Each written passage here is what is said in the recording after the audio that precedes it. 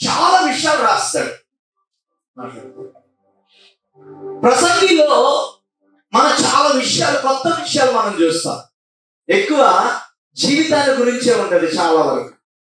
ఆయన ప్రసంగి అనేటువంటి భక్తుడు ఎలా రాశాడంటే, చాలా అనుభవాలు గుండెగా వెళ్ళి భూమి మీద ఏమీ లేదు, భూమి మీద చెప్పండి, భూమి మీద ఏమీ లేదు, భూమి మీద సర్వము వ్యర్థం, మన కొరకు దేవుడు ఒక పరలోక రాజ్యాన్ని సిద్ధపరిచాడు, అక్కడే నిజమైన సంతోషం ఉంది, అక్కడే ఆనందం ఉంది, అక్కడే నెమ్మది ఉంది, అక్కడే సమస్తం మనకుంది. భూమి మీద సమస్తం వ్యర్థం వ్యర్థం వ్యర్థం అని రాస్తాడు. ఆయన ఒక మాట రాస్తా, చాలా అనుభవాలు గుండెగా వెళ్ళిన ఆయన ఒక మాట రాస్తాడు. ఏమనంటే, ఇక్కడ చూడండి, నీవు మ్రొక్కుకున్న దాన్ని చెల్లించుము, నీవు మ్రొక్కుకొని చెల్లింపకుండుట కంటే మ్రొక్కుకొనకుండుటయే మేలు. హల్లెలూయా. ఈరోజు మన ప్రసంగ అంశం చాలా జాగ్రత్తగా ఉన్నారు, నాతో పాటు చెప్పండి. ఈరోజు మన ప్రసంగ అంశం, దేవుని పనులని తక్కువగా చూడొద్దు. నాతో పాటు చెప్పండి, దేవుని పనులని తక్కువగా చూడొద్దు. చూడండి, గమనించండి, దేవుని పనుల్ని దేవుణ్ణి ఎప్పుడు కూడా ఎలా చూడకూడదు, గట్టిగా ఎలా చూడకూడదు, తక్కువగా చూడకూడదు. దేవుని పనులు చాలా విలువైనవి. ఎప్పుడు కూడా ప్రార్థన దేవుని పని, అది చాలా విలువైనది. ఆరాధన చాలా విలువైనది. పాటలు చాలా విలువైనది. దేవుని వాక్యం చాలా విలువైనది. ఉపవాస ప్రార్థనలు చాలా విలువైనది. దేవునితో గడిపే సమయం, మన ఇంట్లో వ్యక్తిగత ప్రార్థన, అది చాలా గట్టిగా విలువైనది. చూడండి, గమనించండి, చాలా మందికి ఇప్పుడు మన వాళ్ళందరూ చాలా మంది సెట్ అయిపోయారు, కానీ ఇంకా లోకంలో చాలా మంది ఉన్నారు కదా, వాళ్ళకి దేవుడి గురించిన ఆలోచన ఇప్పుడు కూడా చాలా మందికి లేదు. దేవుడు నన్ను సృష్టించాడు, దేవుడు నన్ను బ్రతికిస్తున్నాడు, దేవుడు నన్ను పోషిస్తున్నాడు, దేవుడు నాకు తోడుగా ఉన్నాడు, ఈ ఆలోచన చాలా మందికి లేదు. దేవుడు తిరిగి నేనేం చేయాలి? అందుకనే ఇక్కడ ప్రసంగి రాస్తాడు, నువ్వు దేవుడికి చాలా మొక్కుకుంటావు, కానీ అది మొక్కుకొని చెల్లించే సమయం వచ్చేసరికి నువ్వు దాన్ని ఏం చేస్తావు? మర్చిపోతావు. ఏముందిలే, దేవుడికే కదా చెప్పింది, చేస్తే ఏముంది, చేయకపోతే ఏముంది అని ఏం చేస్తాం? మీరు ఒకసారి గమనించండి. అయ్యా, నువ్వు ఏదైనా చేస్తే నీ గుండు కొట్టుకుంటారని ఎవరైనా మొక్కుకున్నారంటే, అబ్బో, దానికి కొన్ని వేల కిలోమీటర్లన్న ప్రయాణం చేసి వెళ్ళి ఒక 4-5 రోజులు పనిపోయినా, వారం రోజులు పనిపోయినా వెళ్ళి అక్కడికి వెళ్ళి ఏం చేసుకుని వస్తారు? చెప్పండి, గుడి చేసుకుని వస్తారు. లేకపోతే రకరకాల ప్రజలు రకరకాలుగా మొక్కుకుంటారు. ఆచార సంబంధమైనవి, అన్య సంబంధమైన వాటి కోసం ప్రజలు చాలా విలువలు ఇస్తారు ఆ మొక్కుబడులు తీర్చుకోవడానికి. కానీ దేవుడు ఏమంటాడంటే, నీ జీవితంలో నేను ఒక మేలు చేస్తే నువ్వు పరిశుద్ధుడిగా మారాలి, ప్రైజ్ ది లార్డ్, నీతిమంతుడిగా మారాలి. నిజ రక్షణ విలువేంటో, ఆ రక్షణకు అనుభవం ఏంటో నువ్వు తెలుసుకొని నీ జీవితాన్ని నాకు ఏం చేయాలి? సమర్పించాలి. Praise the Lord. ఏమంటే, దేవుడు మన పాపకు ఒక 10th క్లాస్ లో మంచి ర్యాంక్ ఇచ్చాడు అనుకోండి, లేకపోతే ఒక ఎగ్జామ్స్ జరగబోతుంది. ఇప్పుడు చాలా మంది మొక్కుకుంటారు, నా పాపకి మంచి ర్యాంక్ వస్తుంది, నా బాబు బాగా చదువుతుంది. ఇది అయిపోగానే 100 కొబ్బరికాయలు కొడతా. ఏంటి అదే ఒక రోజులో తీరిపోతుంది. కానీ దేవుడు అంటాడు, సరే నీ పాపకు మంచి ర్యాంక్ ఇస్తా, నీ బాబుకు మంచి ర్యాంక్ ఇస్తా, నీ జీవితం నాకు ఇస్తావా అని అడుగుతాడు దేవుడు. లేకపోతే తాగుడు మానేస్తావా, నీతిగా బతుకుతావా, పరిశుద్ధంగా బ్రతుకుతావా అంటాడు దేవుడు. అది జీవితాంతం చేసేది కాబట్టి కొంచెం కష్టంగా ఉంటుంది. అమ్మో, జీవితాంతం ఎవరు చేస్తారు? ఒక రోజు అయితే కొబ్బరికాయలు ఒక రోజు అయిపోతుంది, లేకపోతే ఒక 100 కొవ్వొత్తులు వెలిగిస్తే ఒక రోజులో అయిపోతుంది. కానీ దేవుడు ఎప్పుడు కూడా ఒక క్షణంలో, ఒక రోజులో అయిపోయే దేవుడు ఎప్పుడు కోరుకోడు. మన జీవితాన్ని పరిశుద్ధంగా ఆయన ముందు అంతము వరకు నమ్మకంగా నిలబడే వరకు మన జీవితాన్ని సమర్పించాలి. Praise the Lord. చూడండి, ఈ లోక సంబంధ తాత్కాలికమైన మొక్కుబడులకి ప్రజలు చాలా విలువిస్తారు. మామూలుగా విజయవాడలో గుణదల తిరణాలు ఒకటి జరిగింది, తమిళనాడులో వెలంగని అని ఒక తిరణాలు లాంటిది ఒకటి జరిగింది. ప్రజలు ఏం చేస్తారు? మొక్కుకుంటారు. ఏంటంటే, ఈ ఎగ్జామ్స్ టైంలో కానీ పెళ్ళి అయితే నేను అక్కడికి వస్తానని మొక్కుకున్నాను. చూడండి, అక్కడికి వెళ్ళి వచ్చేయడం వల్ల ఏ ఉపయోగం ఉంది? అక్కడికి వెళ్ళి గుడ్డు కొట్టించుకొని వచ్చేయడం వల్ల ఏ ఉపయోగం ఉంది? అక్కడికి వెళ్ళి కొవ్వొత్తు కలిగించి వచ్చేయడం వల్ల ఏముంది? దేవుడు కొవ్వొత్తు కొబ్బరికాయలు కోరుకునే దేవుడు కాదండి. మనం మంచిగా మారాలి, నీతిమంతులుగా మారాలి, పరిశుద్ధులుగా మారాలి. ఇది ఒకటి దేవుడు కోరుకుంటాడు. ప్రైజ్ లార్డ్, హల్లెలూయా, హల్లెలూయా. దేవుడు ఏమంటే అంతం వరకు నువ్వు నమ్మకంగా ఉండు అంటాడు. అంతం వరకు, నీ జీవితం చివరి క్షణం వరకు నువ్వు ఎలా ఉండాలి? గట్టిగా గట్టిగా నమ్మకంగా ఉండాలి. ఎలా ఉండాలి? నమ్మకంగా ఉండాలి. ఈరోజు మొక్కుబడి వెళ్ళిపోయి తీర్చేస్తే రేపు నుంచి మనం ఏమనుకుంటామో తెలుసా? నేను మొక్కుబడి చెల్లించేసా, ఇక నేను ఫ్రీ అయిపోయా, మళ్ళీ నాకు నచ్చినట్టుగా బతకచ్చు అనుకుంటాను. దేవుడు మన జీవితంలో మేలు చేసేది మన నచ్చినట్టుగా బతకమని కాదు. దేవుడు ఎంత గొప్ప కార్యం చేస్తా ఉంటాడో అంత దగ్గర మన దేవుడికి మనం. Praise Lord. అంత దగ్గర మన దేవుడికి మనం అంతగా దేవుడి కొరకు నిలబడాలి. దేవుడు ఎన్ని మేలు చేస్తాడో, ఎన్ని అద్భుతాలు చేస్తూ ఉంటాడో దానికి నమ్మకంగా మనం దేవుడికి రోజు రోజు దగ్గర అవ్వాలి. దేవుడి వాక్యం ఏమి నేర్పిస్తుందో అది ఇంకా బలంగా నేర్చుకొని దేవుడికి దగ్గర అవ్వాలి. కానీ ఒకరోజు 2 రోజులు చేసే ఆ మొక్కుబడులు చేసుకొని దేవుడికి మనకు రుణం తీరిపోయింది అన్నట్టుగా ఉండకూడదు ఎప్పుడు కూడా. ఇక్కడ భక్తుడు రాసినటువంటి మొక్కుబడి ఏంటో తెలుసా? ఇక్కడ అంటాడు, నీవు మొక్కుకున్న దాన్ని చెల్లించు. నీవు మొక్కుకొని చెల్లింపకుండా కంటే మొక్కుకొనకుండుటే మేలు అంటాడు. ఇక్కడ భక్తుడు రాసింది ఆచార సంబంధమైన మొక్కుబడి కాదు, ఇది ఆత్మ సంబంధమైన మొక్కుబడి. హల్లెలూయా, ప్రైజ్ లార్డ్. చూడండి, మన మందిరంలో చాలా మంది, ప్రభా నువ్వు నన్ను నిజంగా బ్రతికిస్తే నేను నీకోసం నమ్మకంగా నేను ఉంటానని, చాలా మంది నా జీవితాన్ని మారుస్తే నేను నీకోసం నమ్మకంగా ఉంటానని చెప్పి ఈ రోజు వరకు నమ్మకం ఉన్నాడు చాలా మంది ఉన్నారు. దేవుడు ఒక క్షణంలో తీరిపోయి మొక్కుబడులు కాదు. ఒకసారి ఒక తమ్ముడికి పని చేస్తుంటే బిల్డింగ్ మీద నుంచి పడిపోయాడు. పడిపోతే రేకుల షెడ్ పైన పడ్డాడు. పై నుంచి బిల్డింగ్ మీద నుంచి పడ్డంతో రేకులు ముక్కలు అయిపోయి ఒక రేకు ముక్క తలలో దిగిపోయి, ఆల్మోస్ట్ ఇంత లోపు దిగిపోయి. దిగిపోతే అక్కడ ఉన్న వాళ్ళు ఫోన్ చేశారు, అన్న ఒకసారి వచ్చి ప్రార్థన చేశారు. గౌరవ నుంచి జిహెచ్ హాస్పిటల్కి వెళ్తే కొన ప్రాణంతో కొనూపితో కొట్టుకొని ఉన్నాడు. డాక్టర్ కూడా ఐసీలో పెట్టేశారు, ఎవరు లోపలికి వెళ్ళి చేయట్లా. నేను వెళ్ళినప్పుడు కూడా ఇంకా రేకు ముక్క తలలోనే ఉంది. ఆల్మోస్ట్ డాక్టర్స్ అక్కడ ఉన్న వాళ్ళు నేను వెళ్ళాడు, ఏంటంటే ఏం జరుగుతుంది అంటే మోస్ట్లీ ఇంకా లాస్ట్ స్టేజ్ అనుకుంటాను. మీరేమవుతారంటే చెప్పాను మొత్తం నేను పాస్టర్ గారు ఏంటంటే మేబీ లాస్ట్ స్టేజ్ అనుకుంటాను, మీకు నేను అబద్ధం చెప్పేది ఏముందండి. సరే అని చెప్పి అక్కడ నుంచి డాక్టర్స్ వాళ్ళ మహిళ దగ్గరికి తిరుగుతున్నారు. నేను ప్రేయర్ చేసి అన్నా ఒక నమ్మకంలో చేశానన్నారు. అబ్బాయి చేయలో పట్టుకొని, ప్రభా ఈ అబ్బాయి చాలా చిన్నోడు, పాపం అంటే ఏంటో తెలియనోడు, ఇలాంటి వ్యక్తి ఇలాంటి ఒక శిక్ష పాత్రలను అయ్యా కరెక్ట్ కాదయ్యా, మరణానికి బిడ్డను అప్పగించదయ్యా. ఈ బిడ్డని ప్రభా నువ్వు కనుక ఈ బిడ్డని కనుక నువ్వు బ్రతికిస్తే ఈ బిడ్డ చివరి నమ్మకం ఉండడానికి నేను ఈ బిడ్డని ప్రోత్సహిస్తాను ప్రభా అన్న రోజు మొక్కుబడి చేస్తున్నా దేవుడి. ప్రభా ఈ బిడ్డను స్వస్థపరచని చేయబడి వేస్తున్నాము, జీవము కలుగునుగాక అని ఆమె అనేసరికి మళ్ళీ తన జీవంలోకి రావడం ఆన్ ద స్పాట్ జరిగింది. జిహెచ్ డాక్టర్స్ గర్వ పరిగెత్తుకొని వచ్చారు, వచ్చి చూశారు. చూసి ఈ అబ్బాయి అంత కండిషన్ నార్మల్గా వస్తున్నాడని చెప్పి గబగబా ఆపరేషన్ రెడీ చేయడానికి తీసుకొని వెళ్ళారు. కరెక్ట్ గా 12-13 రోజుల్లో స్వస్థతతో బయటకు వచ్చాడు.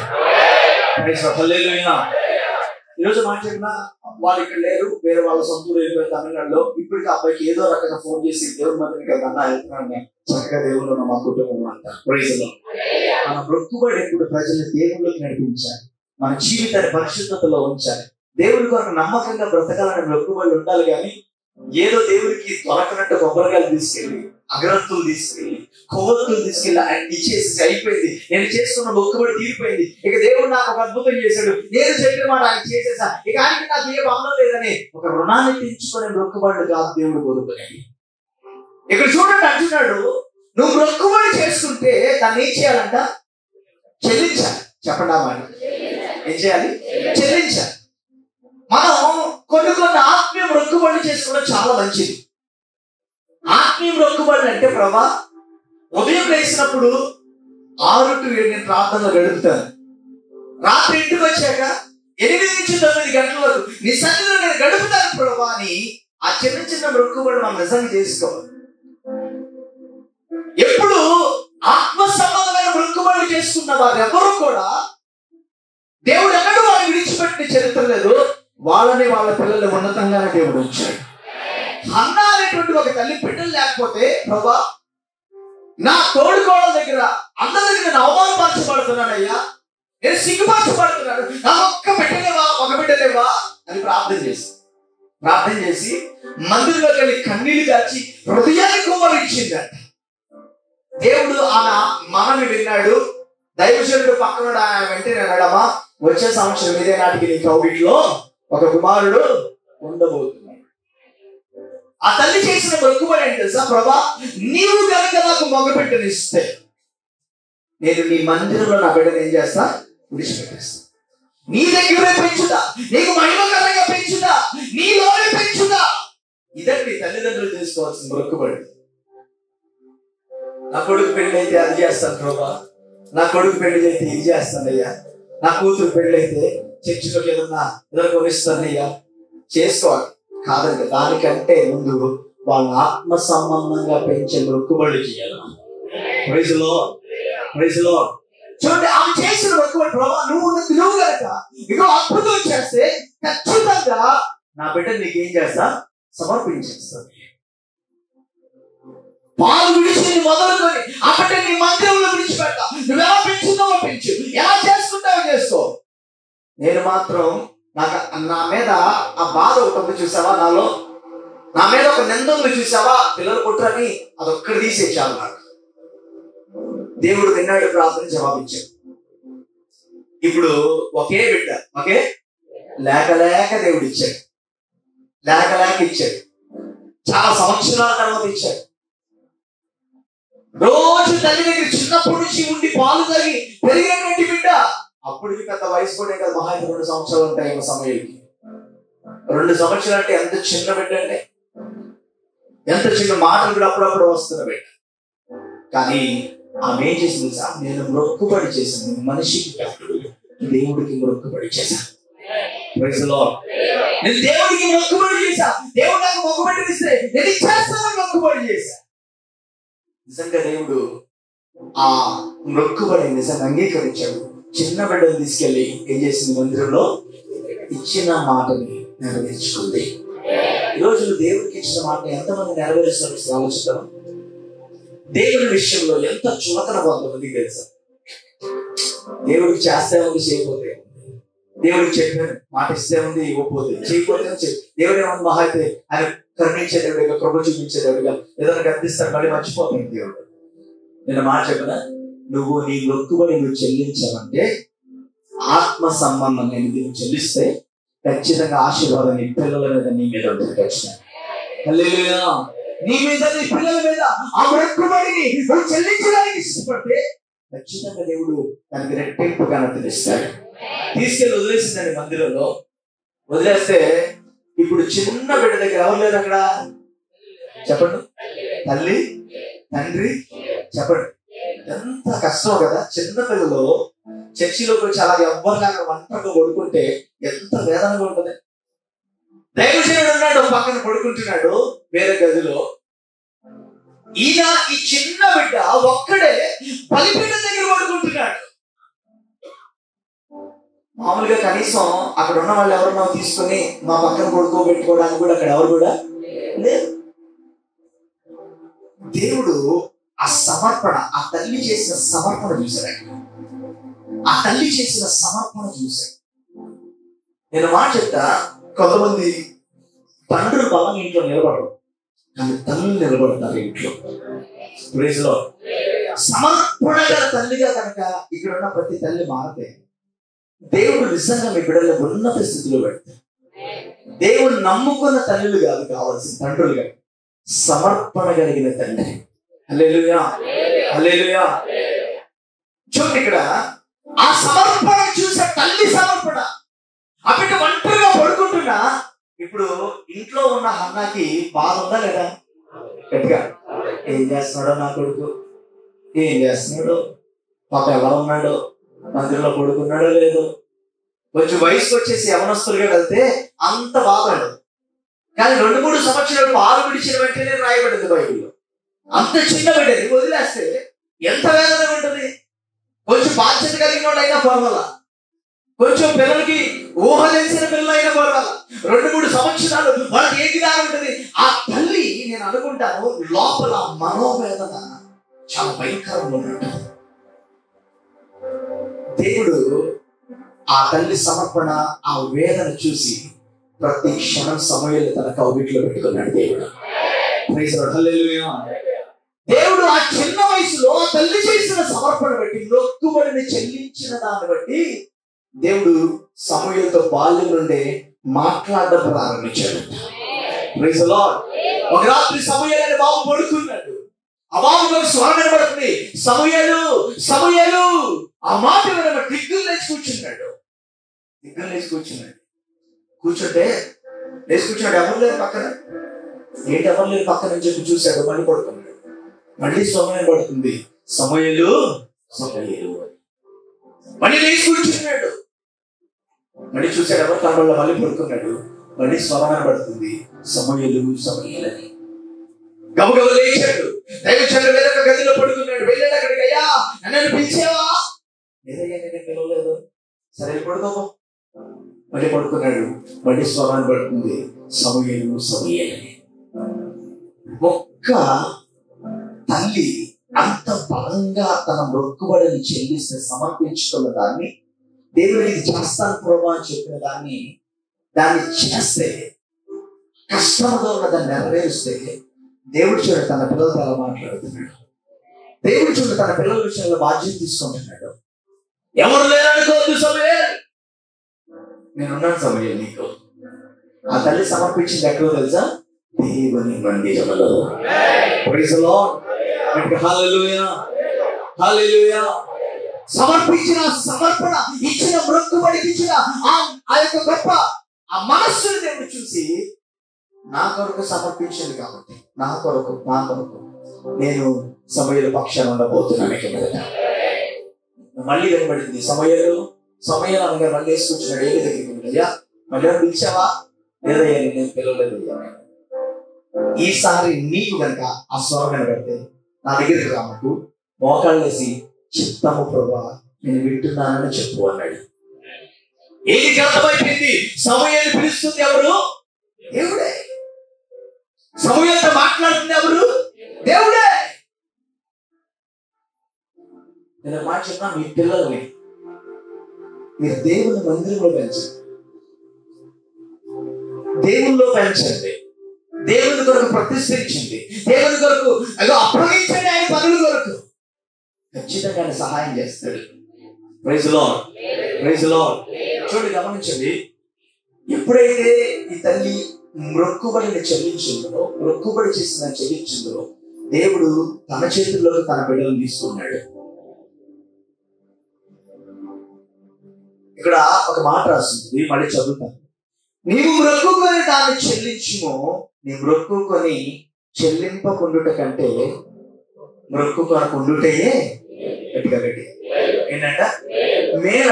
మొక్కుకొని చెల్లించకపోతే అసలు మొక్కుకోకపోవడమే మేలు. మేలంటే ఏంటి? నీకు మంచిది, అదే మంచిది, నీకు అది మేలు. అది ఎప్పుడైనా గమనించండి, దేవునికి ఒక మాట ఇస్తే దాని కొరకు ఎంత దూరం అన్నాడు, ఎంత దూరం. దేవుడికి ఒక మాట చెల్లిస్తే అసలు ఏమి లేకపోయినా, కడుపు ఖాళీ, ఇంట్లో పిల్లలు ఏమీ లేకపోయినా, దేవుడికి మాట ఇస్తే దాని కొరకు ముందుకు ఎక్కడ చేయడానికి మనం చేసుకునే మొక్కుబడి ఎలా ఉండాలి తెలుసా? దేవునితో ప్రభా మీ సన్నిధిలో నేను గడుపుతాను, ఉపవాస ప్రార్థన ఉంటే నేను గడుపుతాను మందిరం, లేకపోతే ఆదివారం ఆరాధన మిస్ అవునయ్యా, నీ వాక్యాన్ని వినడానికి మొదటి వ్యక్తిగా నేను ఉంటానయ్యా, మందిరంలో ఏదైనా బాధ్యత ఉంటే నేను చేస్తానయ్యా, నీ పనిలో, నీ దగ్గర, నీ చిత్తంలో నేను ఉంటానయ్యా. నిజంగా ఇలాంటి మొక్కుబడి నేను చేసుకోవాల్సిందే.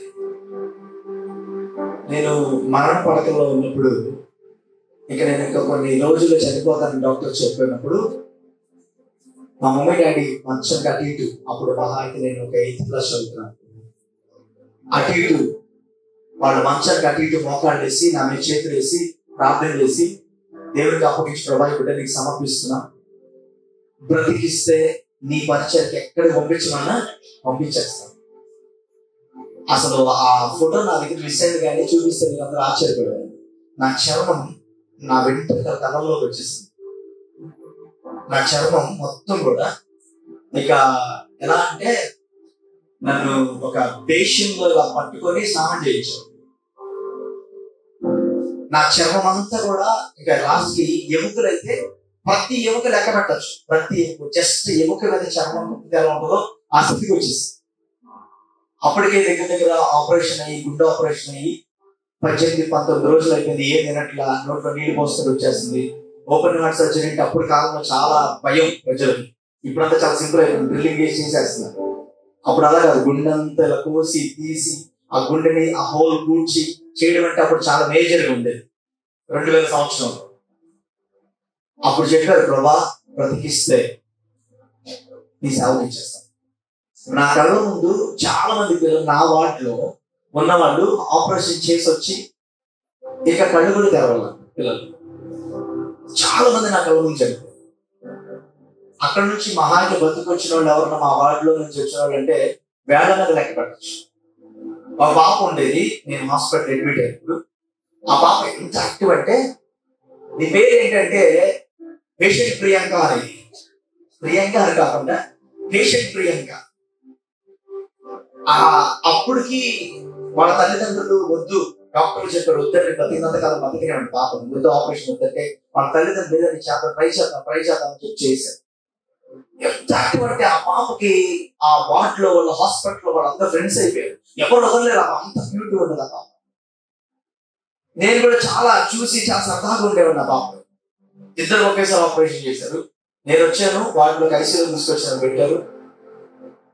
జస్ట్ కొన్ని గంటలు నేను కలిసి వచ్చాను, ఆ పాప మాత్రం పెట్టారు.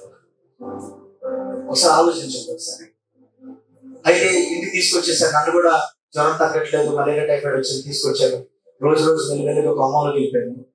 అయితే ఆ రోజు మా తల్లిదండ్రులు సమర్పించిన ఒక సమర్పణ బట్టి దేవుడు స్వస్థపరిచాడు.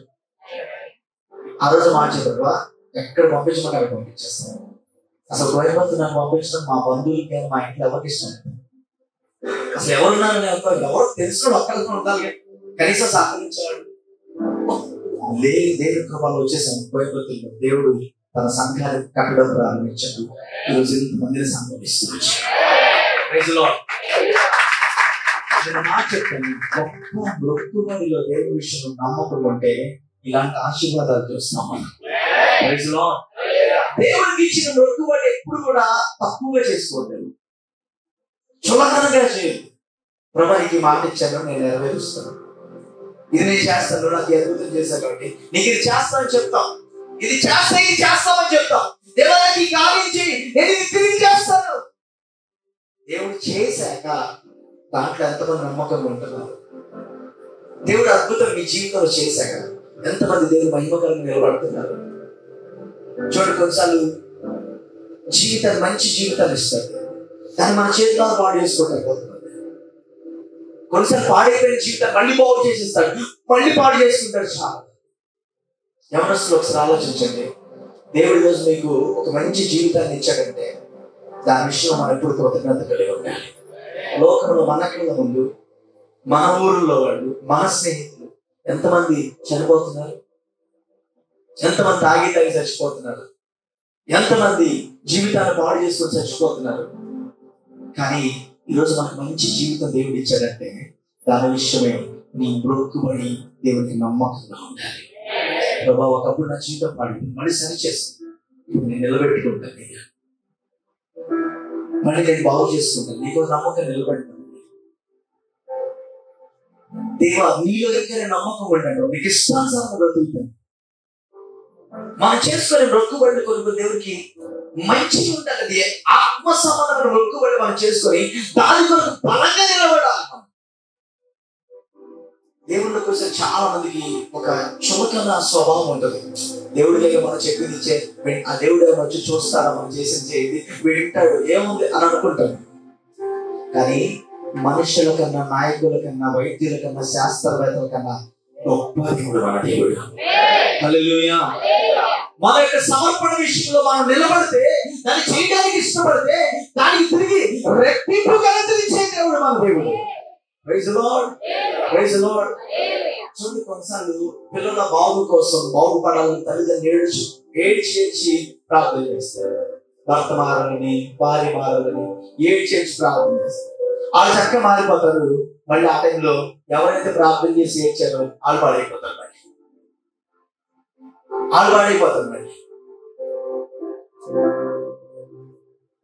కొన్నిసార్లు పిల్లల ముందు తల్లిదండ్రులు మాదిరిగా ఉంటారు. అసలు హన్నా యొక్క సమర్పణ ఎలాంటి తెలుసా? ఆ రోజు దేవుని దగ్గర బిడ్డలు లేనప్పుడు ఎలా మొక్కుకొని సమర్పించుకుందో, బిడ్డ పుట్టాక కూడా అదే సమర్పణతో ఉంది. బిడ్డ పాలు విడిచేటప్పుడు అదే సమర్పణ, బిడ్డని మందిరంలో విడిచేటప్పుడు అదే సమర్పణ. ఈరోజు ఒకసారి గమనించి, ఒకసారి మన సమర్పణ ఎప్పుడు మన బిడ్డల ముందు సాక్ష్యంగా ఉండాలి. Praise the Lord. మన సమర్పణ ఎప్పుడు బిడ్డల ముందు ఎలా ఉండాలి? చెప్పండి. సాక్ష్యంగా ఉండాలి. తల్లిదండ్రులే చాలా మంది మంచి భార్య భర్త అనుభవం ఉంది కదా. రాత్రి 12 గంటలు లేచి ఒకరితో ఫోన్లో మాట్లాడతారు. అక్కర్లేని పురుషులు, అక్కర్లేని స్త్రీ, ఊరు వెళ్ళాక తాగుడు, విగ్రహారాధన, ఇష్టానుసారమైన జీవితం. ఒకసారి ఆలోచించండి. ఒకసారి మీరే మీ సమర్పణ కాపాడుకోకపోతే, మీరు మొక్కుబడిని కాపాడుకోకపోతే, మీ బిడ్డలు మీ మొక్కుబడి, మీ సమర్పణ చూస్తారు, వాళ్ళు నిలబడతారు. ఒకసారి గమనిద్దాం. నువ్వు చేసుకున్నావు చూసావా, మారు మనసులో బాప్తిసం పొందుతున్నట్టు ఒక మొక్కుబడి, దేవుడికి ఒక మాట ఇచ్చావు చూసావా, దాని విషయంలో ఎప్పుడు సాక్షిగా ఉండాలి. Praise the Lord. హల్లెలూయా. మా డాడీ మా ఇంట్లో చాలా బలంగా నిలబడ్డాడు. మా డాడీ ఎక్కడైనా ప్రార్థన అయితే, అప్పుడు బండ్లే లేవు కదా, 30-40 కిలోమీటర్లు కూడా నన్ను ముందు ఎక్కించుకొని, మా అక్కని వెనకాల ఎక్కించుకొని, అవసరం మా మమ్మీని బస్సు ఎక్కించి ప్రార్థన అంటే వెళ్ళిపోయేవాళ్ళు. అలా వెళ్ళిపోయేవాళ్ళు, చిన్నప్పటి నుంచి అలా వెళ్ళిపోయేవాళ్ళు. ఎక్కడ ప్రార్థన అయినా మా పెద్దనాన్న పాస్టర్ గారు, మీకు తెలుసు, ఆయన పలాచో ప్రార్థన వచ్చేయండి అంటారు అంతే. డాడీ బీఎస్ఎన్ఎల్ ఉన్న వల్ల అప్పుడు ల్యాండ్ లైన్ ఫోన్ ఉండేది, నాకు చాలా తక్కువ మంది ఇళ్లలో ఉండేది. డాడీ డిపార్ట్మెంట్ లో ఉండడం వల్ల మాకు ఫోన్ వచ్చేది. ఇక పెద్దనాన్న ఫోన్ పాస్టర్ గారు కాబట్టి చర్చ్ పెద్ద చర్చ్ అప్పటికే వాళ్ళది. ఈ ఫోన్ ఉండడం వల్ల జస్ట్ ఒక ఫోన్ అంతే, బుజ్జి అక్కడికి వచ్చే అంటారు అంతే మా డాడీ. ఇంకంతే, మా డాడీ అలా ఎక్కించుకొని ఎక్కడికన్నా కూడా అలా వెళ్ళిపోయారు. ఈరోజు రాష్ట్రాలు, దేశాలు వెళ్ళిపోయి దేవుని సేవ చేసి వస్తున్నామంటే ఆ రోజు మా డాడీ అది తీసుకెళ్ళబట్టి. వయసులో ఓపిక లేకపోయి, ఆరోగ్యం లేకపోయి, ఇవాళనే వస్తాం విజయవాడ నుంచి, మళ్ళీ వెంటనే ఇంకో ఊరు వెళ్ళిపోవచ్చు దేవుడి పనులు. ఎక్కడికి వెళ్ళిపోయినా మళ్ళీ గురువారం బయట, శుక్రవారం ఇక్కడ సంఘాన్ని వదలకూడదు. ఇదంతా ఎందుకంటే ఆ రోజు మొక్కుబడి చేసుకున్నాం. నేను దేవుడు మహిమార్థంగా చెప్తాను.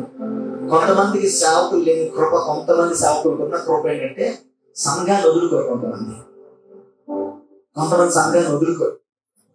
కోసం నా మినిస్ట్రీస్ నుంచి నాకు ఫోన్ వస్తుందన్నా, మేము విదేశాలు వెళ్తున్నాం అన్నా, ఈ ఆదివారం మా సంఘాలు మీరే చూసుకోవాలన్నా, ఈ 2-3 సంఘాలు ఉన్నాయి కదా, మీరు చూసుకోవాలి.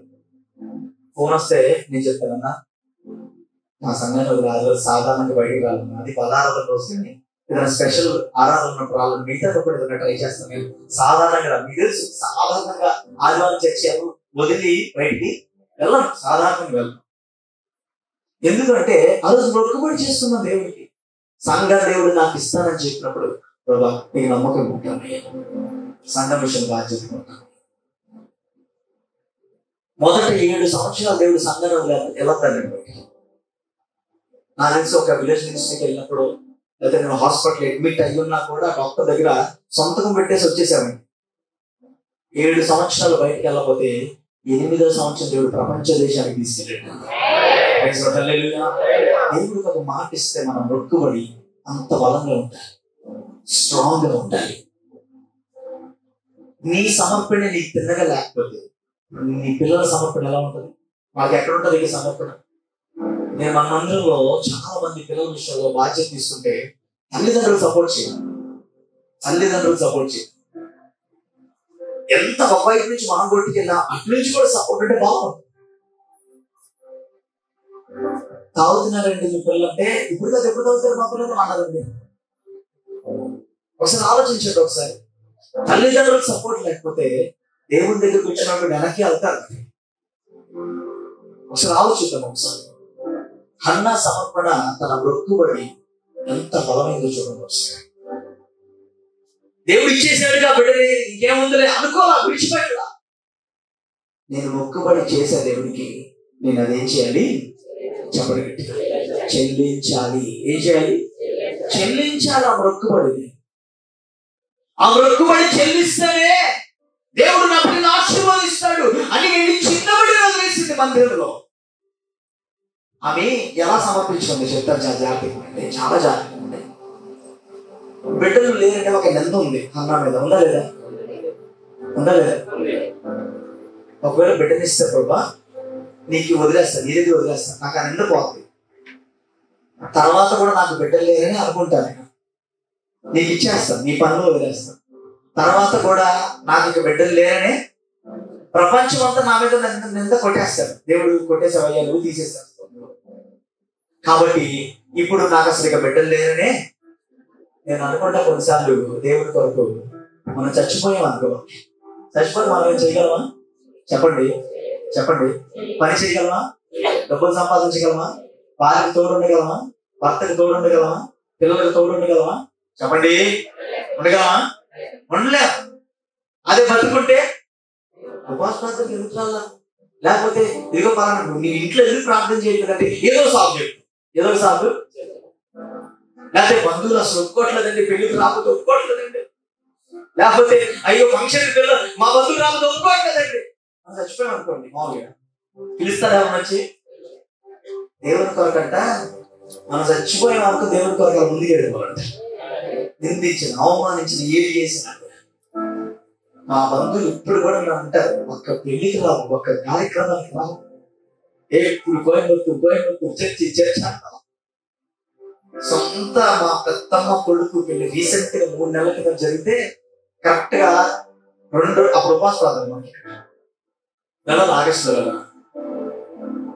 మా మమ్మీ వాళ్ళు సొంత అక్క కొడుకు, తల్లి లేదు, మా పెద్దమ్మ చనిపోయారు చిన్నప్పుడు. వాళ్ళు మా మమ్మీ ఒక తల్లిగా నిలబడి చేసింది. వాళ్ళంటే నువ్వు ఒక సేవకుడిగా వచ్చి నిలబడి చెయ్యాలి. నేనన్నా ఉపవాస ప్రార్థన కాక వేరే టైంలో పెట్టుకొని వస్తాను, నాకేం ఇబ్బంది. సొంత వాళ్ళకైనా చర్చికైనా ఒకటే రూల్, అంతే. అది నా సమర్పణ. Praise Lord. సొంత వాళ్ళకైనా చర్చిలో వాళ్ళకైనా ఒకటే రూల్, అది నా సమర్పణ. Praise Lord. Praise Lord. దేవుని దగ్గర ఎప్పుడు కూడా బంధుత్వానికి విలువిచ్చేసి దైవత్వానికి కింద పడేది ఉంది. ఎప్పుడు కూడా మొదట మనం దైవత్వానికి విలువివ్వాలి, దాని తర్వాతే బంధుత్వం. చాలా మంది నేను చూస్తూ ఉంటాను, బంధుత్వానికి చాలా విలువ. సరే బంధుత్వానికి వెళ్తాం, అక్కడికి వెళ్తాం, అక్కడున్న ఆచారాలు, అక్కడున్న పద్ధతులు మన చేతులతో, మన రోడ్డుతోనే, మన చేతులతోనే మనే నిలబడి చేస్తే బంధుత్వానికి వినిపించావో దైవత్వానికి వినిపించే ఒకసారి ఆలోచించు. ఏది నీ మొక్కుబడేది, ఏది నీ సమర్పణేది? మనం చేసిన మొక్కుబడి, మన బాప్తిస్మ పొందుతున్నప్పుడు చేసిన మొక్కుబడి చివరి వరకు ఏం చేయకూడదు? చెప్పండి గట్టిగా, మర్చిపోకూడదు. ఏం చేయకూడదు?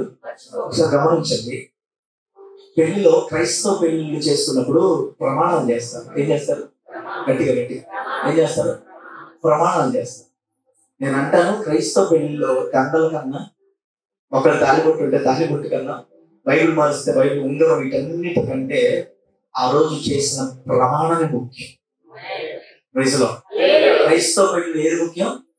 చెప్పండి. దండలు కూడా వాడిపోతాయి, వేసుకున్న కొత్త బట్టలు వాడిపోతాయి, చిరిగిపోతాయి. ఒక రోజు ఒకవేళ తాలిబొట్టు కడితే ఒక 3-4 నెలల తర్వాత మేకు తగిలించి ఉంటుంది. ఉదయాన్నే లేచి కడితే అంత విలువైనది కూడా మీకు తగిలిస్తారు. కానీ నేను మాట చెప్పినా, నువ్వు చేసా చూసావా నీ భక్తుల ప్రమాణం, నీ భార్యతో ప్రమాణం, అది దేవుడు చూస్తాడు, అది దేవుడు ఆలోచించి. ఎన్ని కష్టాలు రానండి, ఎన్ని అనారోగ్యాలు రానండి, ఎన్ని నిందలు కుటుంబం మీద రానండి, అప్పుడు మాకు తిండికి లేకుండా రానండి, నువ్వు చేసా చూసే ప్రమాణం అదే దేవుడు చూస్తాడు. Praise Lord. అది ఒక మొక్కుబడి. నీ భర్తకి దేవుని పేరట చేసిన మొక్కుబడి, నీ భార్యకి నువ్వు చేసిన మొక్కుబడి. ఈరోజు దేవునికి ఇచ్చిన మొక్కుబడిని మాత్రం ఎప్పుడు కూడా చులకనగా చూసుకోవద్దు, తక్కువ చేయ.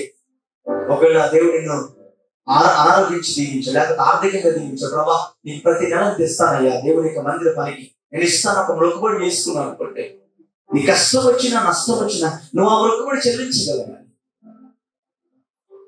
దైవజనుడి దగ్గరికి ఒక స్త్రీ వచ్చయ్యా, నా ఇంట్లో కొంచెం పిండి కొంచెం నూనె మాత్రం ఉంది, నా బిడ్డ నేను దాన్ని చేసుకొని రొట్టె చేసుకొని తిని చచ్చిపోదాం అనుకుంటున్నా.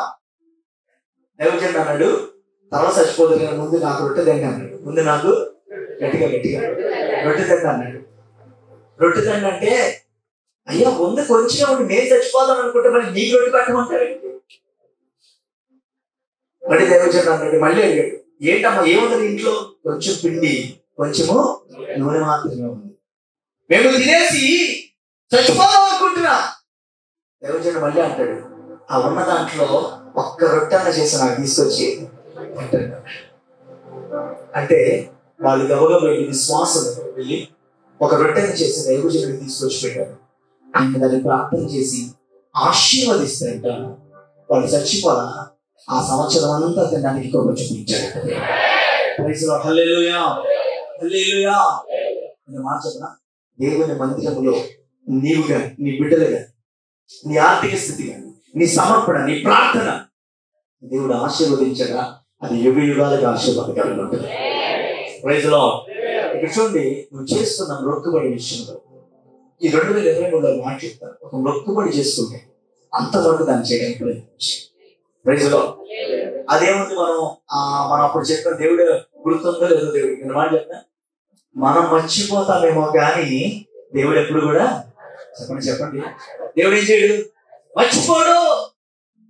నాకు స్వస్థత ఇస్తే ఇది చేస్తానయ్యా నీకోసం. లేకపోతే చాలా మంది అంటారు, ప్రభా నన్ను బాగు చేస్తాయి, నేను మారు బాప్తిసం పొందుతానయ్యా.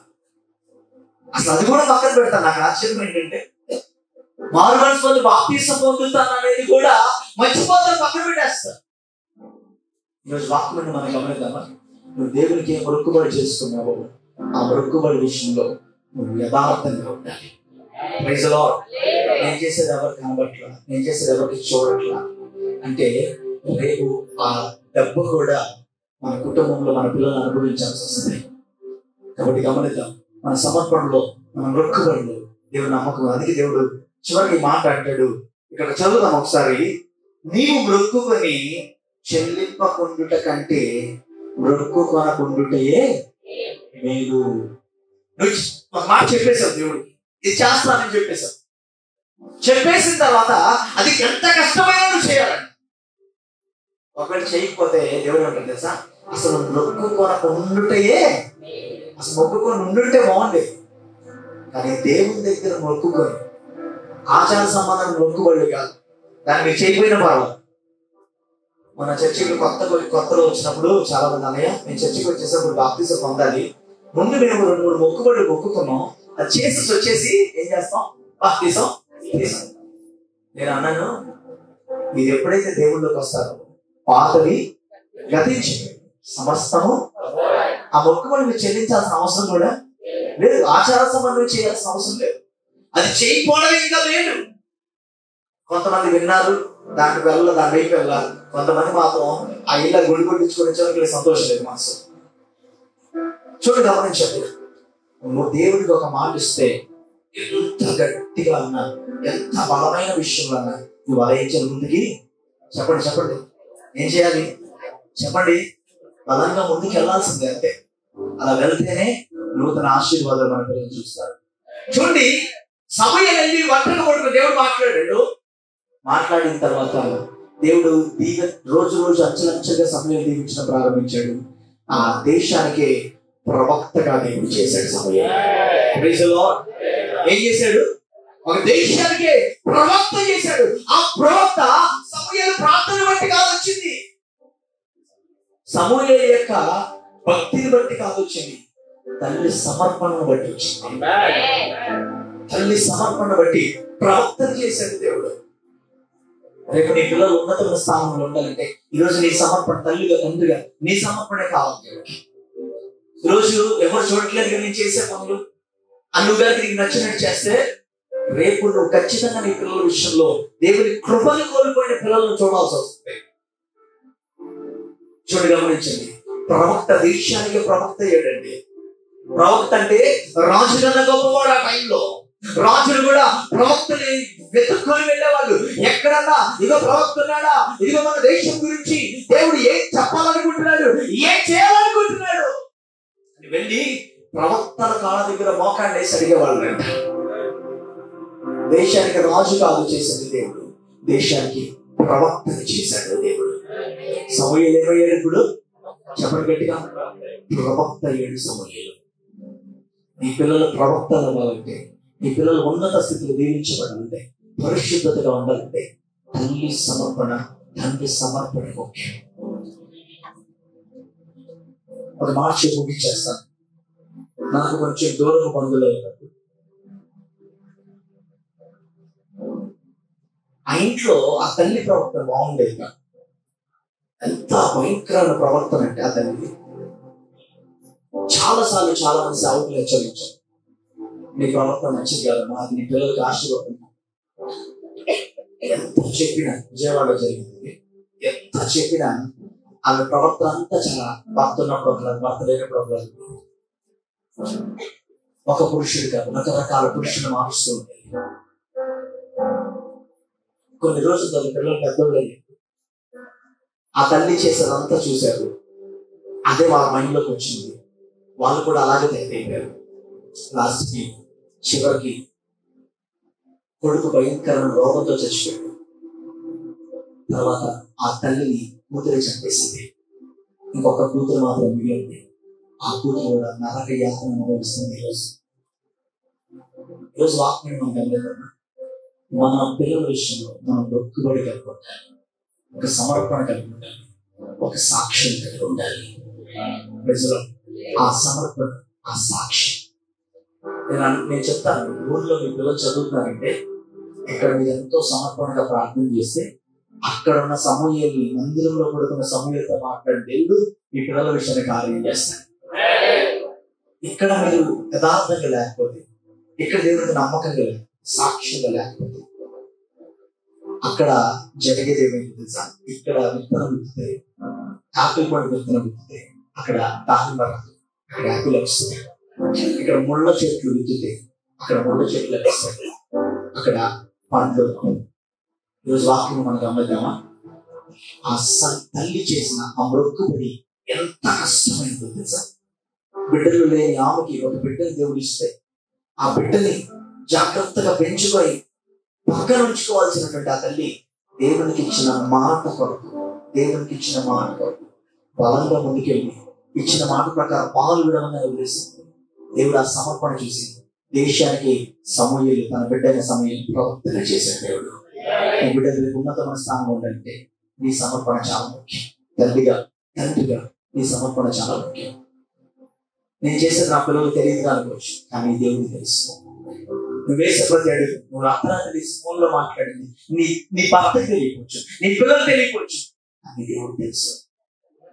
ప్రజలు పెడుతూ దేవుడికి నమ్మకం ఉన్నా దేవుడి మాటలు దీవించిన కాక ఒకళ్ళతో ప్రార్థన చేద్దాం.